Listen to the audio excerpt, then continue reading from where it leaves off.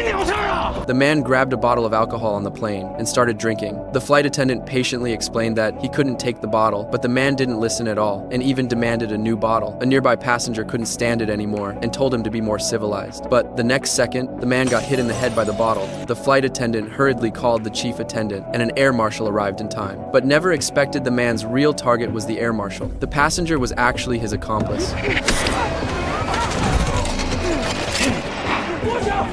Their goal was to hijack the plane, and all that just happened to draw out the air marshal. This man was the real threat. I was on this plane. I am an aviation security specialist. Actually, I had already noticed something was wrong. As soon as the plane took off, everyone's phones lost Wi-Fi signal. Little did anyone know, the hijackers were already looking for weapons. They took gun parts out of the snacks and eventually assembled a handgun. Then one of them distributed the weapons to the others. It was this process that made me sense something was wrong. Because before boarding, I noticed the airline CEO was also on this flight. I felt there was a security issue. I immediately got up and approached a flight attendant, explaining my concerns, but she didn't believe me. Only when I mentioned the CEO was on the plane, she heard this confidential information. Did she take it seriously? She hurried to contact the cockpit, but the call wouldn't go through.